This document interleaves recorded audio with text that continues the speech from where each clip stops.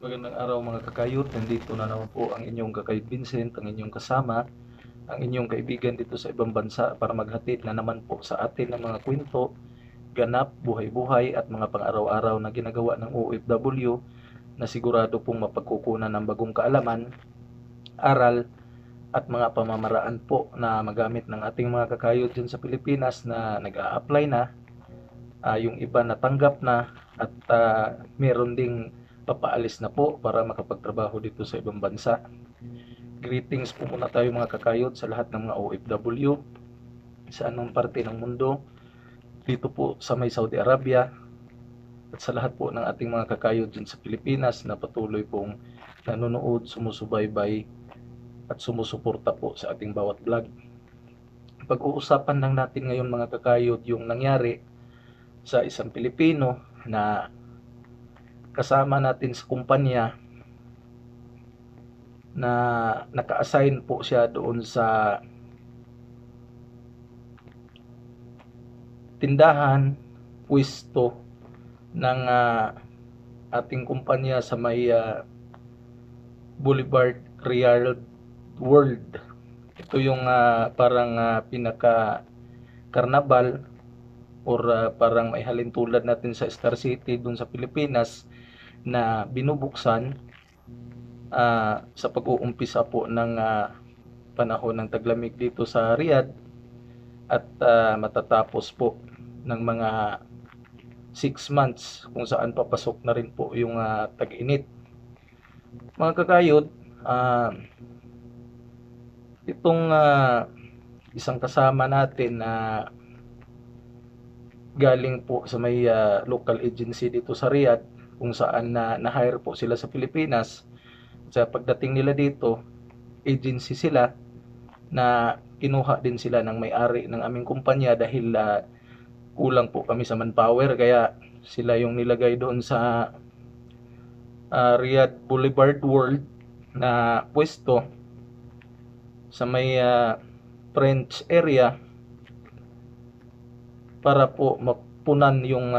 kakulangan ng staff sa aming kumpanya. Kagabi po, 7 o'clock local time dito sa Riyadh, habang ako po ay nag-duty sa isa sa mga tindahan na pagmamay-ari ng kaparehas na pwesto na pinagtatrabahuhan ng isang kakayod natin na Pilipino doon sa Riyadh Boulevard. Dumating po doon yung aming executive chef dahil kumuha siya ng gamit at pinapunta niya yung isang kasama namin doon sa ship na ibang lahi na kusinero din para punuan yung pagkulang sa boulevard ng tao dahil may emergency na nangyari na isang staff na Pilipino ang sinasabing biglang nahimatay at sinugo doon sa hospital. Kaya lalong nagkulang yung mga kasama ko doon sa restaurant dahil marami din ang nag-day off at nasa isip ko na mismo na may possibility na isang Pilipino yung nagkaroon ng problema doon sa boulevard dahil halos 90% ng nagtatrabaho doon sa boulevard sa pwesto ng amo ko ay puro Pilipino na kinuha nila sa local agency po dito sa may Riyadh. Pero parang nawala lang din sa utak dahil busy ako sa trabaho hanggang sa umuwi kami dito ng alas 12 at saka nakarating sa bahay ngayong alauna na ng madaling araw local time dito sa Riyadh, na habang naglalaba ako ay nakatanggap po ang isang kasama ko dito ng tawag sa isa din naming kasama na graveyard duty sa bakery doon sa aming restaurant na nagbabalita na yung Pilipino daw na sinabing nag-collapse sa boulevard ng past 7 o'clock ng gabi dito ay binawian na ng buhay. Masakit mga kakayo dahil kahit nakakasalubong ko lang sila habang bumababa kami sa sasakyan at sila naman yung sumasakay dahil lumilipat kami doon sa mas maliit na sasakyan dahil magkaiba na kami ng ruta. Pilipino yun mga kakayot at pinaghihinalaan namin na Bisaya kasi karamihan doon sa hinire ni Amo na galing sa local agency dito ay galing Bohol, Cebu, Zamboanga at Davao na nakuha ng agency sa Pilipinas sa mga probinsya na nabanggit natin. At may additional information na may kaya naman daw yung pamilya ng namatay na kasama natin sa kumpanya na medyo maganda ang buhay ng kanyang pamilya at sinubukan lang niyang mag-abroad at saka ito ay first timer at tansya natin nasa mga 2 buwan pa ito na nakarating dito sa Saudi Arabia. Mga kakayod, hanggang sa ngayon based sa ating follow-up information ay dinala ito sa ospital at doon na binawian ng buhay. Hanggang sa ngayon nandun pa rin naka-under custody yung kanyang katawan.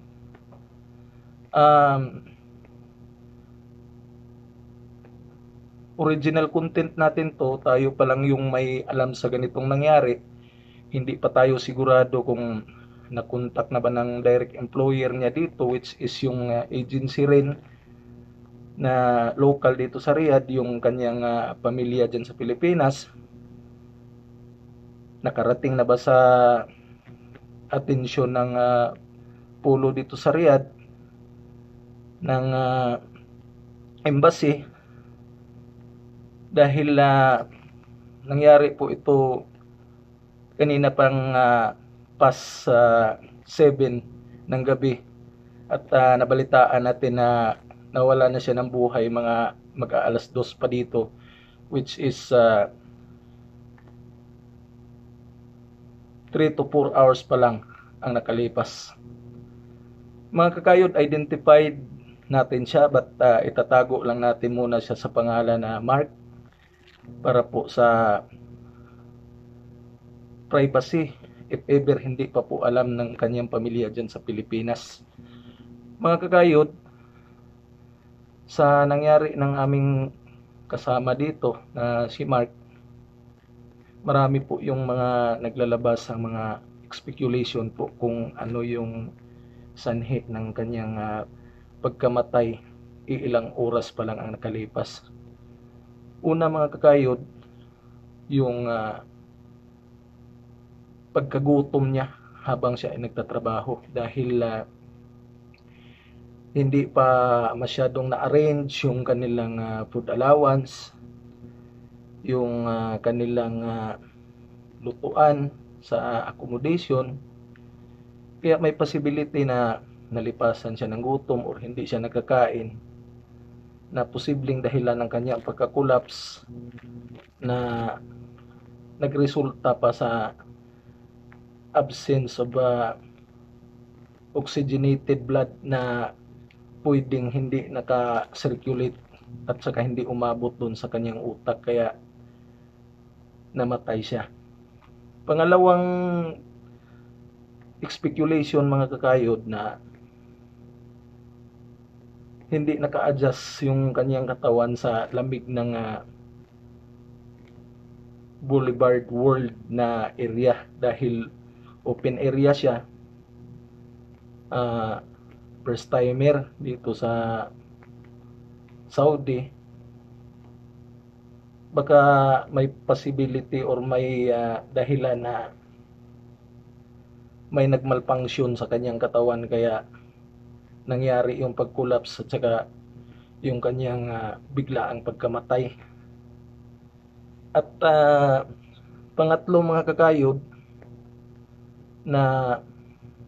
pinaniniwalaan na pwedeng maging dahilan ng kanyang biglaang collapse at pagkamatay, na baka may iniinda na talaga siya doon sa Pilipinas na problema na hindi lang nakita sa pagmedikal, o di kaya hindi niya sinabi yung totoong kalusugan niya, kaya mas lalong napalala sa pagtatrabaho niya dito. At yung pinaniniwalaan mga kakayod, at saka pang-apat na posibleng maging dahilan kaya namatay siya, yung over fatigue. Dahil sa tansya ko, magwa 1 month or 1 month na silang nagtrabaho sa Riyadh Boulevard World na hindi pa po sila nagkaroon ng day off, na supposed to be every week meron ka pong isang araw na day off na nakalaan po talaga sa iyong kontrata sa loob ng 2 taon. Kasi heavy yung trabaho, wala kang pahinga, lalo na pag first timer ka, hindi pa naka-adjust yung sistema mo, may possibility talaga na mapagod ang iyong katawan, ang iyong puso, ang iyong utak. At kung medyo mahina talaga yung sarili mo, dadating talaga sa ganyang kaso na mahimatay at pwede kang mamatay, katulad ng nangyari sa aming kasama dito sa kumpanya na si Mark. Mga kakayod, pinag-usapan natin to, sinishare ko to sa inyo kahit pinag-isipan ko to ng 3 hanggang 4 na oras kung i-content ko ba to o hindi, dahil masakit po sa amin yan kahit hindi naging close namin si Mark, dahil Pilipino po yan, salubong namin sa bus. Pero para po sa mga lahat ng may pamilyang OFW dyan sa Pilipinas, at lalo na po sa mga baguhang OFW na aalis pa po dyan sa Pilipinas, isa po itong makatutuhan ng pangyayari na dapat maging totoo ka sa sarili mo. Ihanda mo yung sariling katawan, siguraduhin mo na ikaw ay physically at fit to work bago talaga pupunta dito sa ibang bansa, lalo na po dito sa Saudi na ibang-iba yung panahon kaysa dyan sa Pilipinas. At kung nandito ka na po, kung ano man yung nararamdaman,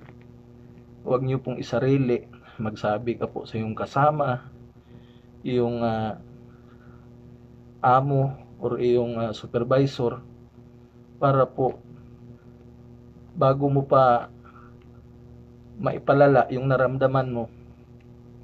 madala ka na po sa ospital, or di kaya mabigyan ka na ng early treatment para hindi po darating sa pagkamatay. At sa mga agency din po sa Pilipinas, lalo na po sa mga medical centers, huwag nyo pong bigyan ng clearance pag mayroon talagang sakit na magbibigay po ng dahilan para mamatay po ang isang OFW, lalo na po yung baguhan pagtrabaho niya po dito sa ibang bansa. Mga kakayod, kung meron ka pong maidagdag, masabi at maibahagi po sa ating mga manonood, lalo na po sa mga first timer na OFW na magtatrabaho pa po dito sa ibang bansa, please comment po sa baba para ma-recognize ka po at matulungan po natin ang bawat isa, lalo na po sa mga baguhan na mag-OFW pa dito po sa ibang bansa. Kung bago ka man po sa ating channel, please like, subscribe, and hit the notification bell bilang suporta po sa ating channel at para po nauuna ka sa mga bagong videos na i-upload natin. Mga kakayod, experience namin dito pag meron kaming nararamdaman, laging sinasabi ng mga ibang lahi, nagdadrama daw kami. Laging ginagawa ng aming mga amo, kinakaltasan dahil wala po kaming medical certificate at sick leave na ipapasa po sa kanila dahil sa sobrang layo po ng mga hospital at saka clinics dito at delay po yung pasahod, mahihirapan kaming pupunta doon dahil mahal po ang bayad ng taxi at kulang-kulang po yung aming pera na nasa bulsa. Sana lesson learned na to sa part ng employer, part ng mga manager na hindi sa walang bahala yung nararamdaman po ng mga empleyado dahil hindi natin alam na seryoso na ito at pwede pong ikamatay ng isang tao. Sa atin po na mga OFW, siguraduhin natin yung ating sarili dito dahil nandito po tayo para sa ating pangarap, para po sa ating pamilya at tayo pa rin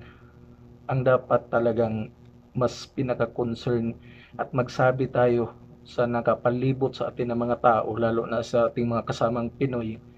kung ano yung mga sakit at saka hindi magandang na experience natin para magamot po tayo ng maaga. Mga kakayod, sana po sumalangit yung kaluluwa ni Mark. Condolence po sa kanyang pamilya. Sana gawin ng amo ko, gawin ng direct employer niya, which is local agency dito. Hindi ko na lang papangalanan yung kanilang mga responsibilidad po, financial, repatriation o anuman na makatulong doon sa pamilya din ng nawalan, ganun din sa OWA, sa DMW, sa polo at embassy po dito sa Saudi Arabia. Mga kakayod, ang buhay po ng OFW ay hindi talaga natin alam kung kailan tayo mawawala, saan tayo malagutan ng hininga. Kaya magdasal tayo, ganun din sa ating pamilya dyan sa Pilipinas, na maikumpleto natin yung ating kontrata, makauwi tayo ng buhay dyan sa Pilipinas at dala na po natin yung ating pangarap na pinaghihirapan po dito sa ibang bansa. Hanggang dito na lang mga kakayod. God bless us all. Maraming salamat po.